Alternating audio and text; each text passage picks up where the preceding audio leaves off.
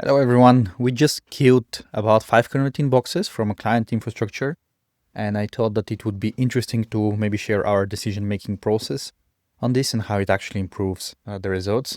If you don't know me, I'm Dimitar, co-founder at Leadcast, and we run outbound campaigns for clients.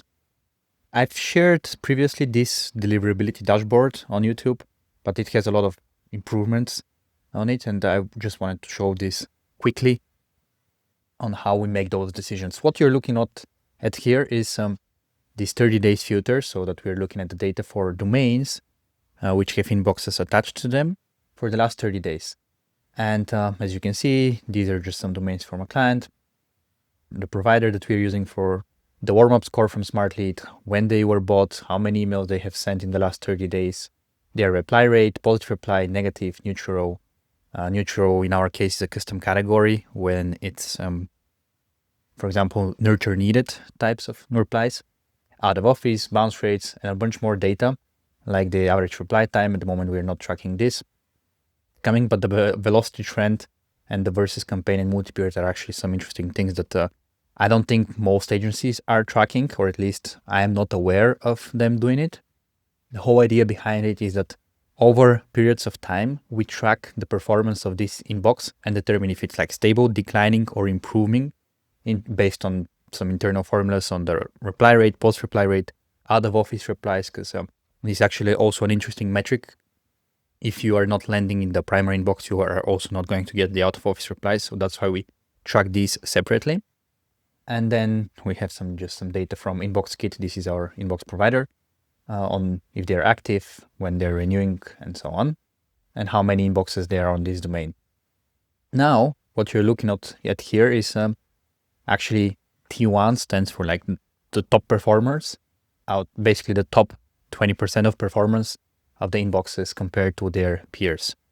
And we can just filter through them here. So if I click on T1, it's going to be bringing the 20% of the best domains. And so here there are 60 domains, meaning that there are about 120 inboxes because we do 2 inboxes per each. And I can see these. So that's good. I'm not going to look at those that much. But what I want to look at is actually the worst performer, so the bottom 20%. And I'll just do it by clicking on level 5, basically. And then we are starting to investigate. So what we are looking at here is, did we have enough sending volume? At the moment, it's set to at least 50 emails. We can increase that because 50 might be a bit too low, but I can also see that metric here. So all of these domains combined, the 2 inboxes send about 300 emails, which for us is good enough to make a decision. And then we can see the reply rate, the post reply, the bounce, and all of these here are the bad ones, basically, because we're looking at the bottom performance. So I'm going to bring those inboxes here because you can see that I have already scheduled them for deletion. But basically, this is what we're looking at before we make a decision for any inbox. And we can see that this is actually 0.5% worse compared to its peers. And not only for the client, but also within the particular campaigns. Because before, what we were doing is just compared to the rest of the clients' inboxes. But this is not ideal because some campaigns just perform better than others. And if we're doing testing and that inbox was attached to a testing campaign that doesn't perform as well as the control campaigns that we have that are always running and performing, it would just have bad metrics because of the campaign, but not because of the deliverability. That's why we have this versus campaign metric to try and understand this more accurately. And we can see the multi-period, like in the last 3 weeks, it was always in the bottom 5%, bottom 20%. So it is time to kill this. So 3 weeks, in the 4th week, it's going to renew. So before it renews, we kill it. And as you can see, I have just scheduled it for cancellation by just clicking here because we have an integration with InboxKit. So that's already handled. Some of them were already canceled because I've done this just before the video. And this is one way that we make decisions. But also, let's say I want to go through this level 4, which is slightly better than level 5. But probably there are also a lot of bad inboxes there. And here we need to do a bit of an additional filtering because we cannot just queue absolutely everything without looking at more data. Because for example, this one has higher bounce. That's why it's probably here. Has some reply rate. It's not above 1%, which is not great. That's why they're all actually here. But but also this one, like at 5% bounce, okay, this can probably be killed. But this is at 0 bounce. Let me see if they have some negative replies, because this is also something that we track, and the out of office and neutral. So what I want to find here is, okay, it has this reply rate, that's fine. Potentially, if there is a positive reply, in this case, there are none here, there are less negative replies, or if there are more, basically, it's good for killing. And the bounce is higher. So I'm looking at those submetrics, and to make that easier, we just use those filters. So I can go and say, okay, I want the positive reply rate to actually be 0.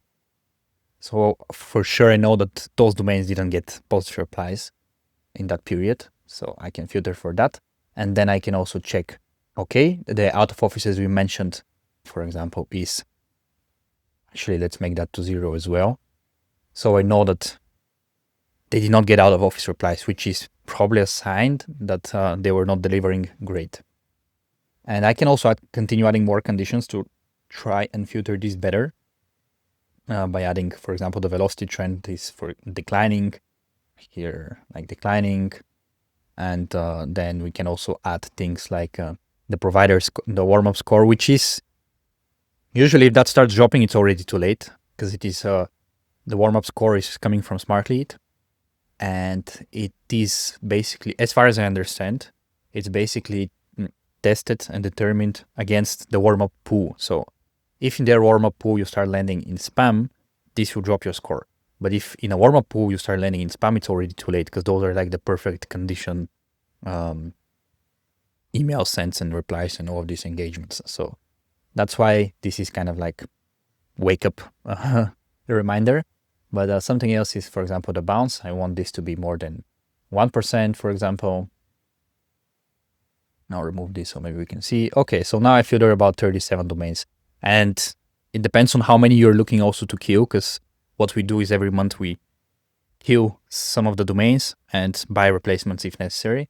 Or it depends also on the client agreement, but sometimes we just, every single month we have an agreement that we're going to cut the bottom 10 or 20% of the domains based on these conditions and just prepare new ones to warm up and replace those. So we have a constantly evolving infrastructure that is a bit more proactive rather than reactive.